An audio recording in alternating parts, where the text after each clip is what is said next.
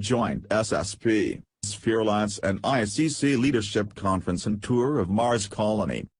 I woke up at a little after 3 a.m. on Saturday, June the 20th, and was a bit anxious about this conference. I had spent the previous day at the swimming pool with my wife and 2 children and was pretty wiped out from one of the very few sunny days we have had in Texas this season. I was quite sunburned to the point where even my scalp was in pain. I was informed of the previous afternoon that the final negotiations for the joint SSP Alliance, Spherelance and ICC Leadership Conference had been completed and to expect the normal pickup method during a time window between 3:30 and 4 a.m. the following morning. I knew this was going to be an interesting and possibly long conference, and being so tired from that day's activities I decided to go to bed good and early. I turned in a little after 7 p.m. when it was still daylight outside and was soon asleep. I woke up at 11:30 and thought it was much later. This meeting was very much on my mind, and the fact that it was going to be at a Mars colony under the control of the ICC had my mind running non-stop. I was finally able to get back to sleep around 12:20. I woke up again a little after 3 a.m. and decided to go to the kitchen to get a drink before I changed and got ready for my little blue indigo orb friend to zip through the wall of my bedroom. I had just barely made it into the living room when the little orb decided to mix things up and zipped into the room through the closed patio door. I decided that I didn't have time to go back to my room and change and come back, so I put on the flip-flops type of sandal footwear that I had worn to the pool the day before and gave the orb the signal that I was ready to be transported. Before I knew it, I was standing in the familiar room that I am usually transported to in the VIP conference area of the lock. I was wearing shorts, a t-shirt and the loose-fitting flip-flops, and not at all looking prepared for a diplomatic excursion to a Mars facility. One of the lock personnel came into the room and asked me if there was anything I needed. I asked for something to wear and some boots. He asked my size and left the room.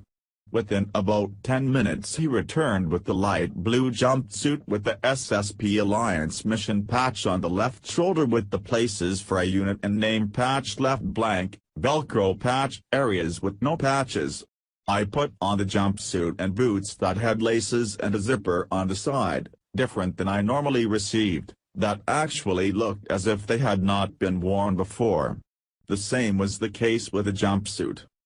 When I was ready, I was escorted down the narrow halls of the common area of the lock to one of the larger hangar areas where there was a good-sized group of people standing in a semicircle beside one of the 50 modular transport vessels that I had traveled in prior and had been picked up from my home in to be scanned for nanites and AI infections after an unpleasant encounter with opposition elements in a previous encounter. I saw Gonzalez, the SSP Alliance delegate, and he acknowledged my presence and started the introductions. There was an ICC representative that looked extremely familiar to me. I still cannot place where I have seen him before. He appeared to be in his late 40s, about 5 feet 11 inches, 200 pounds, with blue-gray eyes and mostly white hair cut short. He was wearing a very nice suit that I had seen the committee of 200 members wearing at the Super Federation conferences. It was of a different cut and looked futuristic a bit and kind of like the style you see businessmen and politicians wear in India. Lieutenant Colonel Gonzalez then introduced the 4 SSP Alliance security team members to me, who were also intuitive empaths. 2 of them would accompany me at all times and 2 would be assigned to Gonzalez. There were also 4 crew members of the craft that we would be traveling to Mars in who were introduced as a group. The rest of the people present were members of the SSP Alliance Council, who then wished everyone luck in the productive meeting as we boarded the vessel. Being modular, these vessels are always in different configurations on the inside depending on the mission they are on. I have seen them set up as troop transports, mobile medical treatment centers and VIP for meetings and transports. This time there were seats for all present.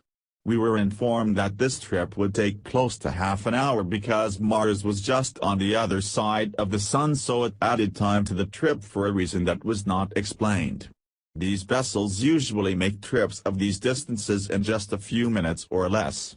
I do not know if this was a way to spend extra time with the ICC representative or was in fact truly a technical issue having to do with the position of Mars being behind the Sun compared to the position of the Earth and Moon. As we lifted off and flew through the bay doors that opened, we could see the surface of the Moon grow distant quickly and then the Earth through the transparent panels in the walls of the vessel. We then went to speed and the panels changed to an opaque color. Gonzalez and the ICC representative began to talk about the conference and all who would be there. Gonzalez again told the ICC representative that we appreciated them agreeing to the terms of allowing us to bring the armed security, choosing the site of the conference months in orbit, the tours, and allowing us to bring one family of our choosing back with us to question and to either provide sanctuary to or allow to return to their home colony depending on the family's wishes. I sat and listened since I had not been a part of the negotiations and hoped to overhear something new from the process. Once we arrived in outer orbit of Mars, the panels in the walls went transparent again and a larger version of the smart glass pads lowered from the ceiling. It was about 70 inches across diagonally and had a real-time display of Mars with icons where there were ICC colonies and industrial complexes in the northern hemisphere.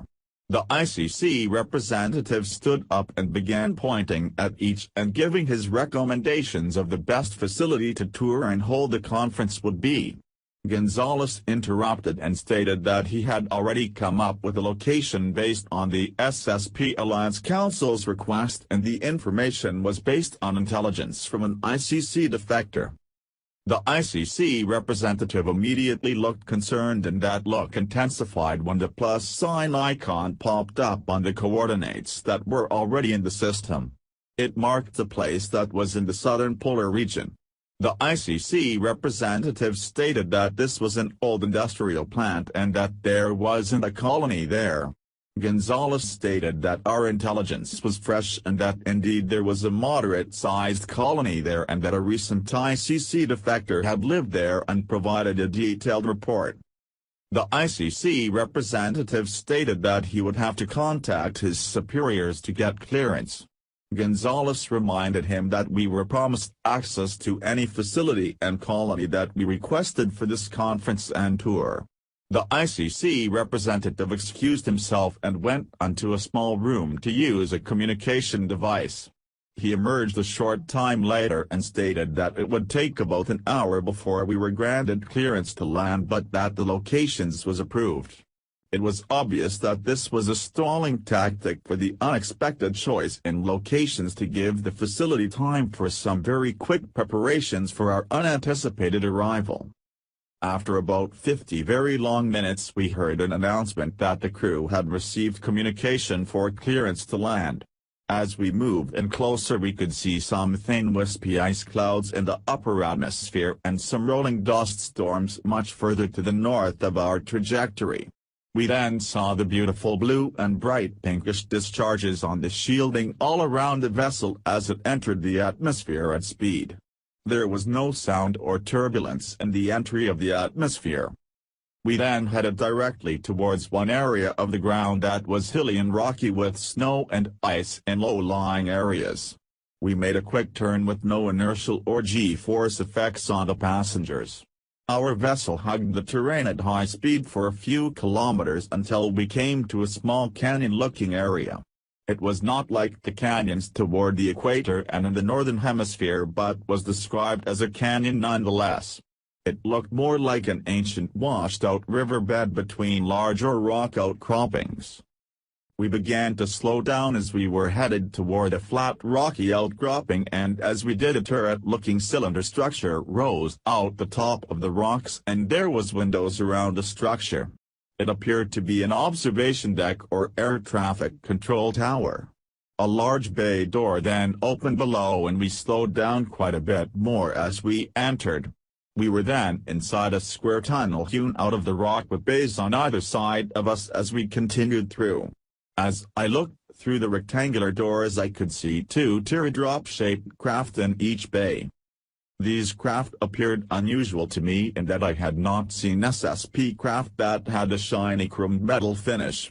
They always seemed to have a black or gray coloring, much like the stealth bombers that most people are now familiar with. The third bay on the right was the one we were directed to, and there was one of the tear-shaped vessels inside an empty bay that barely accommodated our vessel. We landed on the platform and powered down our vessel. I sat back in my chair and the reality hit me that we had arrived at an opposition stronghold on Mars. I made note of a catwalk that went out between the two vessels in the double bay. The catwalk went to a wide walkway and staging area where there were crates and instruments on carts. About a dozen of the facility's security team immediately came out onto the staging area wearing the uniforms that I had seen before. They were a DG camo, pixelated pattern, that were made up of the colors black, rusty red and dark tan. They were carrying rifles that looked much like our security teams. The ICC representative stated that he should go and smooth the road for us, and Gonzalez agreed, ordering the doors to be opened so he could exit. We observed the ICC representative speak to the security personnel, and then went through the checkpoint, returning a short time later holding both hands in the air with the thumbs-up signal. He sort of half-jogged to the vessel where he met us at the open doors and stated that everything was on schedule. The ICC leaders participating in the conference had been informed of the location and were on the way. He stated that we needed to go through the security checkpoint and meet the facility commander who wanted to talk to us. The ICC representative then told us what the subject of that conversation was going to be. He was carefully watching our reactions as he gave us a summary of what to expect from the base commander. He stated that the people at this facility were here for generations and that they were under the impression for decades now that the Earth had been through some sort of cataclysm and was no longer inhabitable. He said that we are being asked to not throw off the social dynamics of the facility by revealing that this was not the case or that any of us were from the surface of Earth. He then turned around and did the same half-jog back towards the facility's security team while we looked at each other wide-eyed regarding what he had just said. Gonzalez said, "You heard the man, let's not have any incidents here if we can avoid it." We then filed out of the SSP Alliance vessel and headed towards the security checkpoint. We were stopped immediately when a very cold-looking security personnel looked at our security contingent and said absolutely no weapons past this point. We stopped and Gonzalez looked at the ICC representative and stated, "You know that is a deal-breaker. I'd hate for things to end before they got started here, wouldn't you?" The ICC representative walked past the checkpoint and down the hallways and spoke to the base commander. The base commander was visibly agitated from the beginning and this did not make him any happier. The base commander called to his security and waved us through. This was another obstacle overcome by Gonzalez. So far so good. As we entered, the base commander gave us the storyline about the people not knowing that the Earth was still thriving and that this wasn't anything to do with any slavery theories being promoted by the SSP Alliance but was a complex social experiment.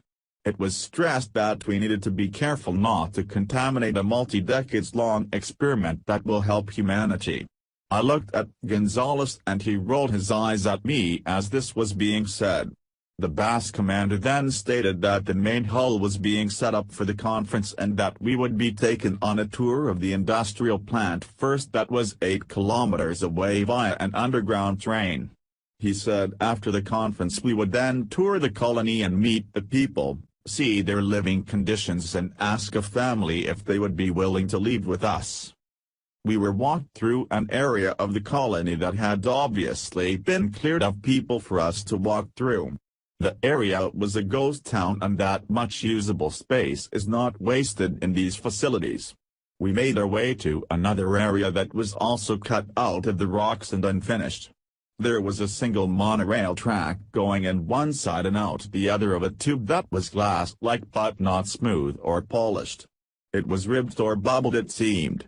It was possibly vitrified rock. A very thin train then arrived and we were told to load up. The way we entered caused us to be seated in a strange order. The seats were 2 by 2 and facing each other. I ended up being several people down from Gonzales and had one of our security personnel on either side of me. There was a solid row of the facility's security personnel across from me.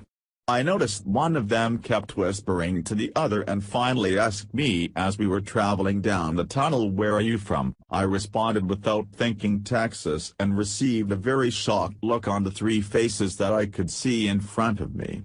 I knew immediately that I had already screwed up.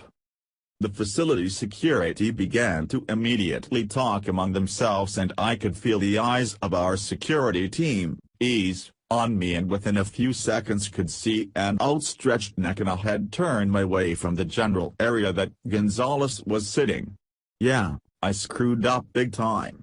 I didn't want to look at anyone else from my team and just kind of looked out the window behind the facility security team and watched the blurry wall until we arrived at the industrial plant.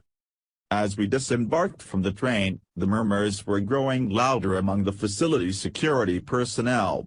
I then came face to face with Gonzales, who had a smart-ass look on his face and a smirk. I looked at him and said, "Yeah, I screwed up." I then told him what happened and he said that he had heard them discussing the way he and I smelled and the fact that I was sunburned and that I didn't look like someone that has been on a colony or stationed on a vessel. He went on to say that people in these closed environments can tell each other apart. When someone like us comes in smelling like hair gel, deodorant and coconut-scented tanning oils and aloe vera sunburn cream, we reek of earth and smell very alien and out of place to them. These people all use the exact same toiletry products, and even the smells of the foods that come out of the pores in our skin are a dead giveaway. He said it certainly doesn't help when one of us says we are from Texas. He said he was brainstorming on coming up with an off-the-books facility or other vessels or locations that he could say were code-named Texas, but he thought the damage was done. This proved to be correct halfway through our tour of the industrial complex. It was obvious that the talk was spreading through this facility security team very quickly, and the ICC representative was very aware of it. He was making sure we saw him glancing back and forth between the people chattering and our group with a disapproving look on his face. We were all walking in a close group as one of the residents was explaining what each of the robotic machines did and along the conveyor systems what each of the people did at the workstations in the process of producing the various shaped panels that were optical and neurological relays and displays. We were seeing a version that was a slightly curved panel of one size, but they stated down the tunnel system there were other rooms where the same panels were produced in various configurations and for various other types of biological neurological interfaces, non-human customers. It was at about this time that another monorail train arrived with many more security personnel. They told us to halt and they separated the security team that was with us, disarmed them and escorted them to the trains and left. A new security team was assigned to us, and the ICC representative that obviously had an earwig, communication device in his ear, told us that we were not to communicate with the security team unless it was to do with something security related. They then brought over a metal cylinder that had a spray atomizer on it and told us to spray it on our bodies and rub it into our faces and hair. It was an odor neutralizer and it didn't have a scent of its own. I was worried that it had something in it, but Gonzales said it's okay, and I unzipped my jumpsuit and pulled it down to rub the solution into my arms, shoulders, neck, hair and face. We then ended the tour early because the ICC representative stated that the other ICC leadership had arrived and were setting up for their presentation in the main hall. We waited for the monorail train to arrive back, piled back on it and headed back to the colony. On the way back, one of our security personnel leaned over to Gonzalez and I heard him say something's not right.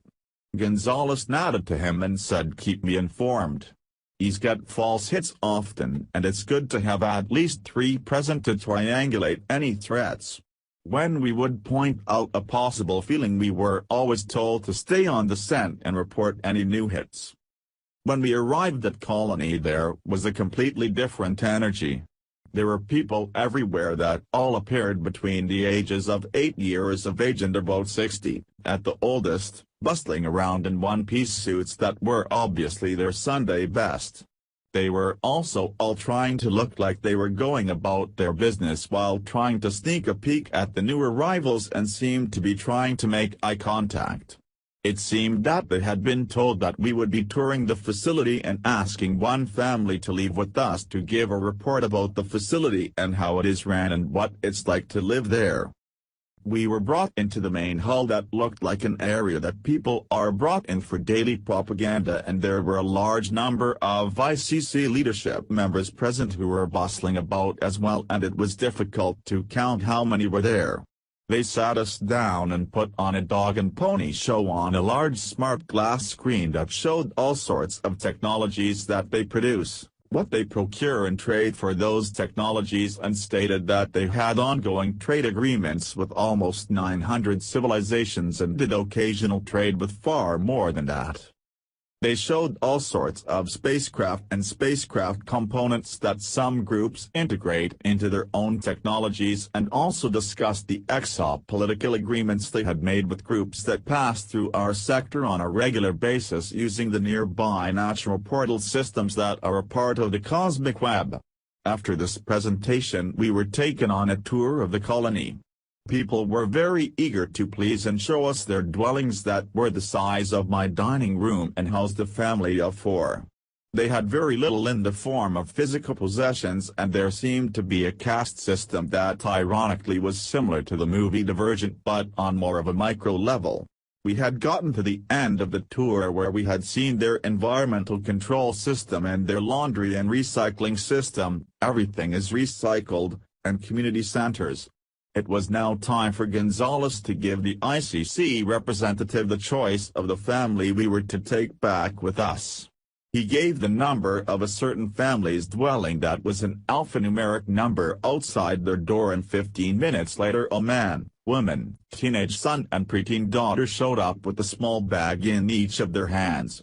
They seemed kind of stoic and nervous. This was to be expected, but they seemed off to me. I didn't say anything at the time.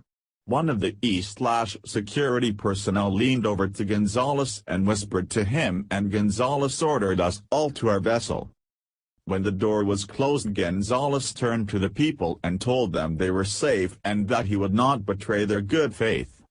He said that we know that there is another member of your family that is not present. The father said, "How could you know that?" Gonzalez motioned to our security personnel and said that our people have abilities. The family then clammed up and would not talk.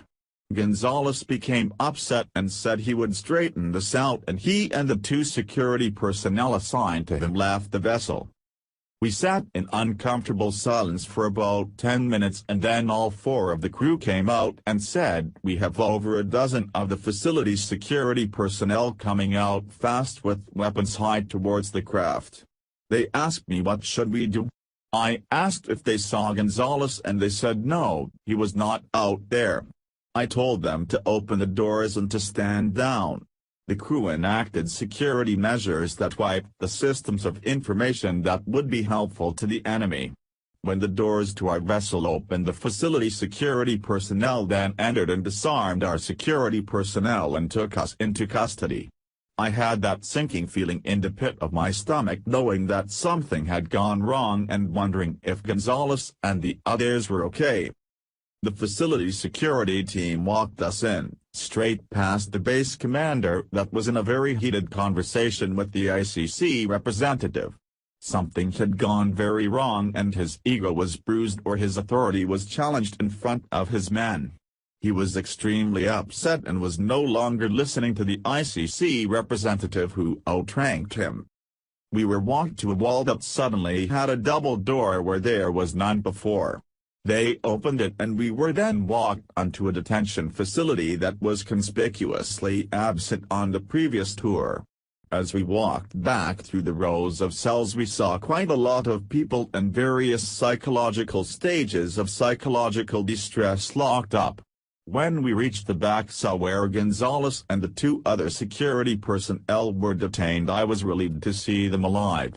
We were all locked up and left without a word spoken to us in the same cell. Gonzalez said that the base commander was a tyrant and a total megalomaniac who was not used to people challenging him diplomatically or otherwise on his base. He said that the recent attack that the rogue SSP alliance forces had done on Mars had come up in the argument and was obviously a point of contention that the base commander used to toss him in the brig. I asked what was going to happen and he said that from the way the base commander was talking it didn't sound good, which then left all of us thinking the worse. It wasn't a minute later that we saw our blue, indigo orb friends zipping to the walls of the cell, one for each of us. They danced around for a couple seconds and the other SSP personnel who had never traveled this way backed against the wall. Gonzalez explained how the transportation works and then we each followed the SOP and were soon back at the lock room where I was transported at the beginning of this journey. Upon our unexpected arrival there was an intrusion alarm going off at the lock and armed security came into the room very quickly. Gonzalez told the SSP Alliance personnel to report to their units for debriefs. They left the room with the armed security teams and the door was closed leaving Gonzalez and myself alone in the room. Gonzalez then said we lost the vessel but didn't leave any team members behind. That's something. He stated that we received quite a lot of good intelligence which was the real goal of this mission. He stated that the ICC's goal was propaganda and that since the recent reports that were released to the public about the slave trade and labor going on by the ICC that they have been extremely upset and worked up about information being public that was never supposed to be so. He told me to continue doing what I am doing and that he didn't know where I was going from here. He said he didn't know if I was going to visit Rotterdam or be taken back home. We said our goodbyes and he left to begin his debrief process. I was extremely exhausted from the 14-hour ordeal and the stress from the adrenaline highs and lows and was ready to just go back to bed. I removed the borrowed jumpsuit and boots and placed them on the table that used to be in the middle of the room where my flip-flops were sitting.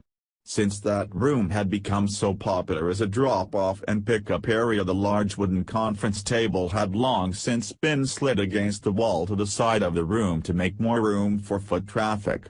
I was once again standing alone in the room in my nighttime t-shirt and shorts looking around at the walls. Soon enough the blue, indigo orb zipped into the room and transported me back to the same point in the living room that I had been picked up from. As usual, only a few minutes had passed local time and I tried to go back to bed to sleep. I really had a lot racing through my head at that point, so I laid in bed staring at the ceiling and finally got up and did a small update on Facebook and gave David Wilcock a small update on Skype. I then began to type out the details of the conference so that I would have them outlined for this longer report. This ends the report of this particular conference. I'm now in Boulder, Co. at the GAIM TV HQ shooting 5 episodes of Disclosure with David Wilcock. So far, I have not been informed of any upcoming SSP Spherelance conferences and hope to have some downtime to spend with my family and recover from the recent high-activity period of meetings. Thank you for all of the moral and other support that has been offered. It is much appreciated and is vital to assisting me continue this work. Gonzalez has a very nice support structure of both funds and technologies through the SSP Alliance. As I have been reminded several times by the SSP Alliance Council, I do not work for them. I work for the sphere lads who see things on a different level. They are great about working with people's hearts to make sure we have what we need and nothing more. They certainly want to keep me humble and dependent on maintaining a positive karma. I have chosen this path and will continue to travel it as difficult